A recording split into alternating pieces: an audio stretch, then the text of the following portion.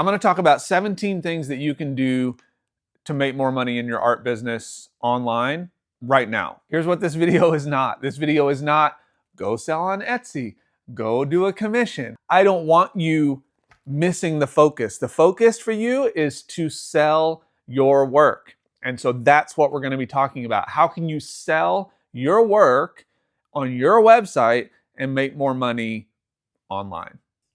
By the way, if you haven't met me, my name is Lennon. I'm very fortunate to have worked with hundreds of artists and creatives and creators. I have a company called Stop the Starving Artist, and these are things that we've been talking about in my Heart-Based Sales Accelerator program recently, and it's helping them make more money. And so I wanted to just share them with you guys. Also, this is not one of those channels where you're going to get a ton of fancy edits. If that's what you need, go elsewhere. But I'm also not going to waste a lot of time because we got 17 things to cover. So let's jump into it. The first one is to have a low ticket or low priced item. I would consider this something maybe under 60 bucks. The second thing is to have a mid-priced item. And yes, we're going to put all these things together for a power tip here in just a second, but have a mid-priced item. This might be something that's between $250 and $500. And then, of course, have a high-priced item. This would be something 1,000 and above. So just having each one of these price points is going to be helpful to make more money because you're covering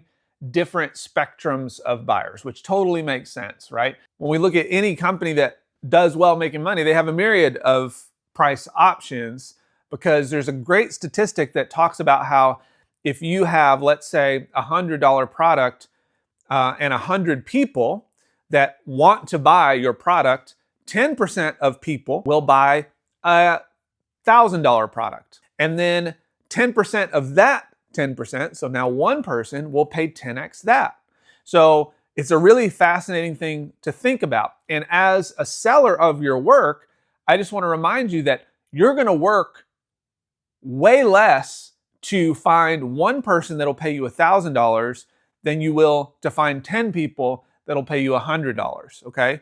So let's bring this into number 4, which is what's called price anchoring. So price anchoring is something that we see all the time. Let's do a simple version of this. You go to the grocery store and you buy cereal, right? What's going to happen? You have the cheaper cereals on the bottom shelf and the more expensive ones on the top.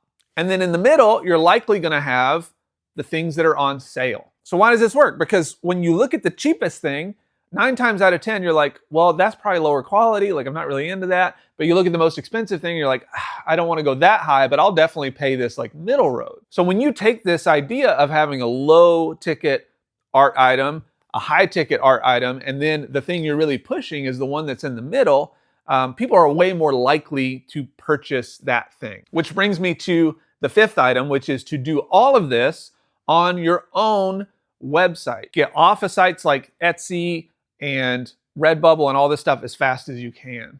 Why?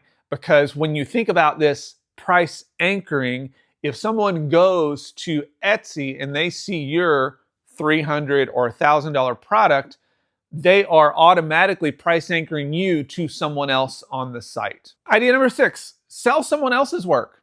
Like, can you partner with another artist and pitch their things to your audience if you have an audience, right? If you have an email list. Why is this cool? Because you could say to them like, hey, I'll pitch your stuff and, give me a 30% commission or a 50% commission. And this can be a great opportunity for you to share other cool work to the collectors in, your space, in your sphere. And that brings me to number 7, which is quite obviously like, ask them if they'll sell your work to their audience.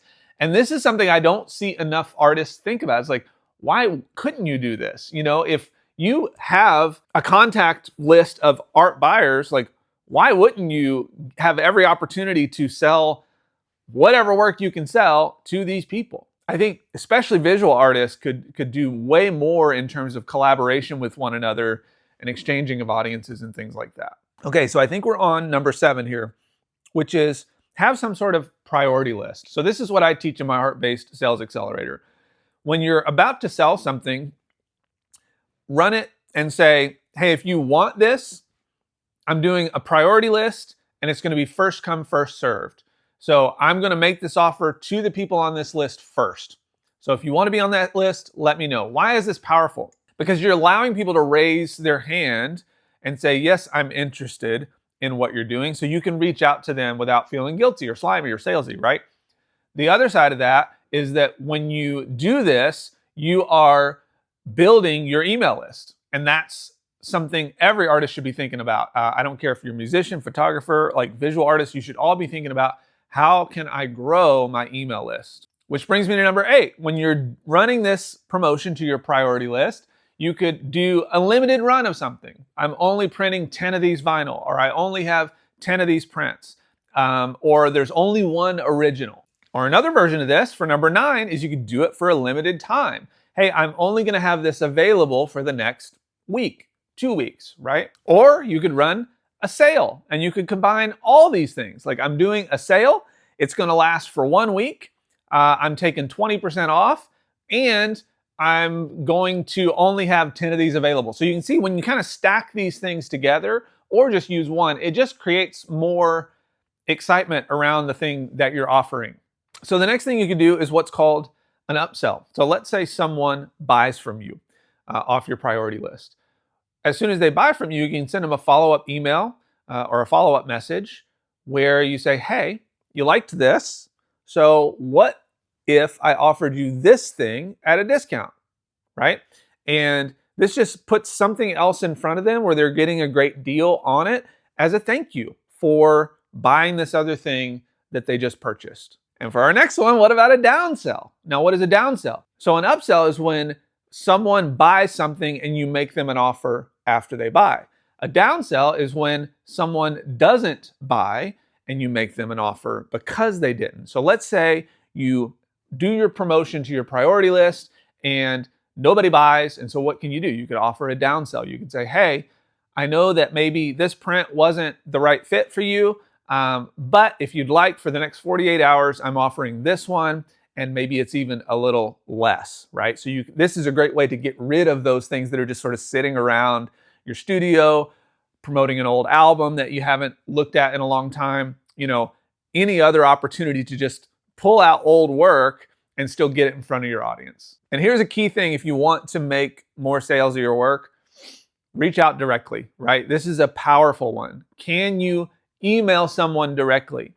Can you send them a video? Can you send them a voice note on Instagram? What can you do to personalize their experience? And especially as you're growing, this is so powerful because you're going to learn a lot. You can ask questions. You can find out what they really love about your work, which ones they really like the best, what's their favorite songs, what's the things that they're really attracted to, what content do they like of yours, all these different things. It's powerful stuff to build relationships directly with your people, right? And why wouldn't you? These are the people that are supporting you. What a beautiful thing to be able to connect with them directly. The next thing is testimonials, right? Can you get videos or pictures of previous clients?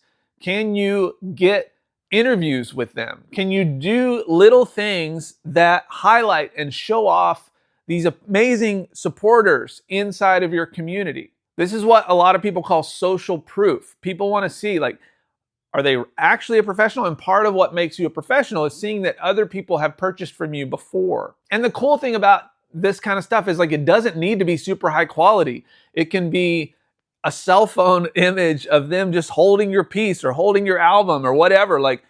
The more DIY, kind of the better, because it's just showing that it's real people doing real people things. Here's a power tip for number 16. Keep sold work, at least some of it, on your website. When you're doing these sales, have some sold pieces or sold out things still on your website, because it shows that proof of the work that's already been sold. And it's a really easy lift. It's an easy thing to do. And for number 17, maybe the most important one, because many of you are like, well, Lennon, I'm not getting in front of a lot of people. That means you need to expand your content. Because if you're just making process videos or you're just showing your art all the time, that's the equivalent of the coffee shop social media account that only shows pictures of the coffee and the baristas like making it. There's no real connection there. You don't follow those accounts because there's nothing there for you to be engaged in. I have a whole masterclass that will walk you through what kind of content you need to make. And not only that, but how to turn all that stuff into a 30-day sales plan. You can go to stopthestarvingartist.com and watch that masterclass right now for free. So go check it out. And if you found this video valuable, would you please leave a comment and let me know? I just want to know if I'm on the right track for helping you guys out, because my goal is to help 1,000 artists make money online by the end of 2025. So sending you guys tons of love. I'll see you in the next one.